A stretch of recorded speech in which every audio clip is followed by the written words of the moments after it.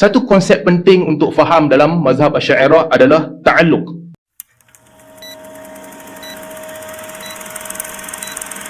Bila bicara tentang sifat Allah Subhanahu Wa Taala, tentang sifat, satu konsep penting untuk faham dalam mazhab Asy'ariyah adalah ta'alluq.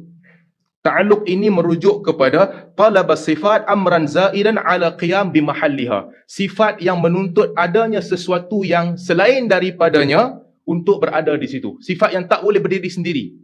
Dia ada lazim wujud sesuatu yang lain. Ada sifat, memadailah sifat itu. Hai, Allah Ta'ala hidup. Memadailah. Hidup. Ataupun qidam, baqa, memadailah. Tapi sebahagian sifat-sifat ma'ani yang lain, qudrat, iradat, sama', basar, sifat-sifat ini menuntut ada sesuatu yang lain supaya sifat ini sempurna. Menuntut itu bukan berarti Allah perlu kepada benda lain. Tetapi logiknya sifat ini menuntut kepada ada sesuatu yang lain. Ada sesuatu yang datang bersama dengan sifat lain. Tidak dinamakan ilmu, melainkan adalah maklumnya. Tidak dinamakan sama', pendengaran, melainkan adalah benda yang didengar. Tidaklah dinamakan qudrat, melainkan adalah kesan-kesan daripada kuasa dan juga kehendak tersebut. Jadi, di sini ada perkara yang dinamakan ta'alluq. Ibnu Arafah kata, lazimus sifat wujudiyah la taqarrar laha dunah. Perkara yang datang seiringan dengan sifat-sifat wujudiyah, yang mana sifat ini tidaklah berdiri sempurna, melainkan dengan ada perkara ini. Ini namanya ta'alluq. Ataupun kalau kita boleh namakan, dia ada perkaitan di antara sifat dan juga kesan daripada sifat ini. Baik. Ta'alluq ini ada 3 rukun. Di sisi ulama Asy'ariyah ada 3 rukun. Ini disebutkan dalam Nata'ij Afkar Ittiqad, satu kitab penting yang ditulis oleh Abu Adbah yang datang sedikit sebelum daripada zaman Al-Baijuri. Ada 3 rukun. Pertama ada sifat. Yang kedua ada nisbah, perkaitan antara sifat dengan perkara yang kedua. Dan yang ketiga ada mansub lahu, kesan ataupun apa yang menjadi kesan dan dinisbahkan kepada sifat tersebut. Jadi ada 3 rukun. Kalau kita membincangkan apabila mansub lahu tidak ada, apabila perkara yang dinisbahkan kepada sifat itu belum ada, tak disebut, maka ini dinamakan ta'alluq soluhi, potensi untuk sifat itu. Artinya Allah, kesiapsiagaan Allah untuk melihat ataupun mendengar, ini ta'alluq soluhi, tak perlu kepada benda lain lagi, tak perlu kepada apa-apa, kesiapsiagaan. Tetapi apabila datang perkara yang mansub laha, perkara yang dikaitkan dengan sifat tersebut, ini tanjizi. Tanjizi ini maksudnya kepelaksanaan ataupun keterlaksanaan terhadap sifat tersebut. Jadi apa yang kita sebut, Allah Subhanahu Wa Taala dengar ucapan kita, ini tanjizi hadis. Ini adalah keterlaksanaan bagi sifat Allah yang Maha mendengar. Sifat ilmu Allah Subhanahu Wa Taala, apa yang Allah Subhanahu Wa Taala tahu, kesemua yang Allah Taala ketahui, ini adalah tanjizi, keterlaksanaan bagi ilmu Allah. Tapi untuk sifat ilmu, tidak ada ta'alluq soluhi, tidak ada potensi.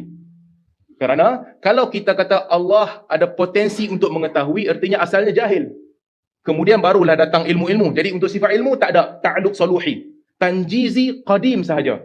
Keterlaksanaan yang ada sejak semula jadi. Untuk ilmu. Untuk iradah dan juga qudrat, sifat kehendak Allah dan juga kuasa Allah. Untuk 2 sifat ini adanya tanjizi hadis dan juga saluhi qadim. Ada sifat yang dinamakan potensi yang Allah telah pun berkuasa sejak sedia kala. Kemudian ada kesan daripada kuasa-kuasa Allah yang mana Allah menciptakan setiap sesuatu pada waktu yang telah ditentukan. Jadi saya harap boleh fahamlah, sebab susah sikit perbahasan falsafah. Cuma di sisi Asy'ariyah, ini perbahasan yang penting. Nanti kita akan lihat kesan daripada perbahasan ini. So bila kita bincang tentang ta'alluq, ada ta'alluq yang bersifat saluhi, potensi. Ada ta'alluq yang bersifat tanjizi, keterlaksanaan daripada sifat Allah Subhanahu Wa Taala. Ulama Asy'ariyah, apabila mereka membincang tentang sifat sama' dan basar, ada perbezaan pandangan di kalangan mereka. Sama ada untuk sama' dan basar ini ada ta'alluq soluhi ataupun tidak. Ada tak ta'alluq yang bersifat potensi. Belum cerita tentang keterlaksanaan. Ta'alluq soluhi. Tadi Ustaz Faiz cerita ada 3 jenis ta'alluq untuk sama' basar. Ada soluhi, ada tanjizi hadith, ada tanjizi qadim. Tapi asalnya ada perbezaan. Dia tidaklah semudah itu, ada perbezaan di kalangan mereka. Soluhi ni wujud ataupun tidak. pada satu dimensi, sebahagian ulama Asy'ariyah berpandangan bahawa tidak ada ta'alluq saluhi bagi sifat sama' dan basar. Tidak ada. Ini pandangan yang disebut di dalam Al-Fathul Mubin, yang ditulis oleh Al-Juhari. Mungkin saya tersilap sebut barisan namanya, satu alim besar ulama Asy'ariyah yang datang tahun 1100. Tidak ada saluhi hadis. Demikian juga disebut dalam Risalah fi Ta'alluqat Sifat Rabbil Alamin, kitab mutaakhirin juga, oleh As-Sijil Masi menyebutkan bahawa tidak ada ta'alluq saluhi qadim untuk sifat qadim. Ini disebabkan oleh pandangan para ulama Asy'ariyah bahawa sifat inkishaf, sifat-sifat Allah yang bersifat menyingkapi sesuatu, ilmu, sama' dan basar, itu tidak ada potensi. Hanya ada ta'alluq tanjizi sahaja, tidak ada potensi. Dan disebut dalam Nata'ij Afkar Sifat, buku yang ditulis oleh Abu Azbah. Ini buku ini dita'liq dan juga tahqiq oleh Syed Fudah. Boleh lihat, menceritakan tentang pendirian ulama Asy'ariyah dalam bab ta'alluq sahaja. Disebutkan bahawa tidak ada ta'alluq saluhi kerana dua sebab. Yang pertama, sifat inkishaf, tidak ada ta'alluq saluhi. Sama seperti yang disebut oleh dalam kitab Risalah fi Ta'alluqat. Dan yang kedua, mengambil perkataan Al-Imam As-Sanusi, muta'alliqan bi jami'il mawjudat, menunjukkan bahawa mawjudat apabila fala ta'alluq lahuma illa bil mawjud fala salahiyya lahuma. Tidak ada ta'alluq melainkan dengan perkara-perkara yang wujud, maka tidak ada salahiyah. Ala kulli hal, ini pandangan yang pertama di sisi ulama Asy'ariyah, yang mana mereka mengatakan bahawa sama' dan basar tidak ada ta'alluq saluhi, yang ada hanyalah tanjizi sahaja, tidak ada potensi, yang ada keterjadian sahaja, seperti ilmu. Pandangan kedua yang dibawa oleh ulama Asy'ariyah ada, sebagaimana yang disebut oleh Ustaz Faiz tadi. Ini pandangan yang disebut oleh Ad-Dasuqi apabila beliau mensyarahkan Ummu Barahin, menyebutkan bahawa ada ta'alluq saluhi, ada ta'alluq yang bersifat potensi sahaja, dan ada ta'alluq yang bersifat keterlaksanaan bagi sifat Allah Subhanahu wa taala. Demikian juga kitab Asy'ariyah yang masyhur Hasyiah Al-Bajuri ala Ummu Barahin menyebutkan perkara yang sama. Ada 3 jenis ta'alluq. Saya fikir tadi Ustaz Faiz sebut mungkin mengambil daripada apa yang ditulis oleh Imam Al-Bajuri ataupun Al-Bajuri. Ada 3 jenis ta'alluq untuk sama' dan basar. Ada saluhi, potensi untuk mendengar dan melihat yang telah ada sejak sedia kala. Ada tanjizi qadim, keterlaksanaan untuk sifat Allah mendengar dan melihat yang ada sejak sedia kala. Allah melihat dirinya, Allah melihat zatnya, Allah melihat sifatnya. Dan juga tanjizi hadis, melihat dan juga mendengar bagi makhluk-makhluk yang datang kemudian. Ini berlaku kemudian, ataupun perkaitannya berlaku kemudian. Seterusnya, kenapa perbezaan ini berlaku? Ada yang kata ada ta'alluq saluhi, ada yang kata tidak ada ta'alluq saluhi. Mereka berbeza pandangan dalam bab ini atas beberapa sebab. Yang pertama, apakah ini yang kita kena lihat sikit. Perbahasan awal tadi tu, dia ilmu ataupun bukan ilmu, sama' dan basar. Ada kaitan di sini. Sebab kalau dikatakan sama' dan basar termasuk ilmu, salah satu jenis ilmu, artinya tidak ada potensi untuk ilmu. Tak ada potensi, tak boleh. Allah ada potensi untuk tahu sesuatu kemudian baru tahu, tak boleh. Allah memang dah tahu sejak sedia kala dah.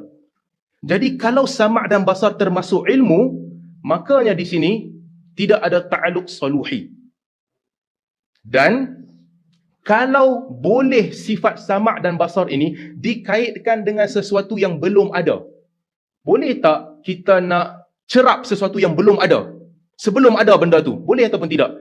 Kalau dikatakan boleh, artinya tidak ada saluhi juga. Tak perlu ada potensi. Daripada awal Allah Subhanahu wa taala sifat sama' dan basar ini telah pun berlaku. Tak perlu ada saluhi, potensi, hanya berlaku sahaja, keterjadian sahaja. Sebaliknya, kalaulah yang dimaksudkan sama' dan basar ini bukan ilmu, dia sifat yang berbeza, dan tak boleh berlakunya ta'alluq melainkan setelah stimulus itu ada, melainkan setelah benda yang didengar dan benda yang dilihat itu wujud, baru boleh berlaku idrak. Dan idrak ini bukan ilmu, maka di sini perlu kepada 3 jenis ta'alluq. Ada potensi yang bersifat sedia ada, dan juga ada keterjadian terhadap potensi sedia ada itu yang berlaku pada waktu-waktu tertentu. Jadi inilah yang disebut, kalau boleh lihat dalam Risalah fi Ta'alluqat, disebut wa mata khassasna tanjizahuma bil mawjud falahuma tanjizi qadim binisbati ilal mawjudi azali. Kalaulah kita mengkhususkan tanjizi kepada perkara yang mawjud, maka ada tanjizi qadim untuk perkara yang mawjud sejak azali. Wa hadith binisbati ilal mawjud di zamani, ada tanjizi yang baharu untuk perkara-perkara yang wujud dalam jangka waktu tertentu. Wa salahi qadim binisbati ilaihi aidan, dan untuk benda-benda yang baru datang kemudian ada tanjizi hadis, keterlaksanaan yang kemudian juga ada potensi yang bersifat telah wujud sejak sedia kala untuk sifat-sifat ini. Kalau dikatakan ta'alluq ini hanya terkena pada perkara yang wujud sahaja. Sebaliknya, kalau boleh lihat di sebelah kanan, saya tulis, ini disebut oleh Said Fudah dalam tahqiqnya terhadap kitab Nata'ij Afkar Thiqat, disebut wala yakhfa anna al-kalam fi ta'alluqat as-sam' wal basar mawquf ala itsbatihima sifatain zaidatain 'ala al-'ilm. Tidaklah lagi kita berbeza pandangan ataupun terselindung bahawa perkataan kita, bicara kita tentang tempat bergantungnya ataupun keterkaitan sifat sama' dan basar ini bergantung kepada sama ada ia adalah sifat yang tambahan di atas ilmu ataupun ilmu. Artinya pada pandangan Said Fudah sekalipun, perbezaan tadi itu bukan sekadar lafaz sahaja tapi sama. Tak. Dia ada implikasi.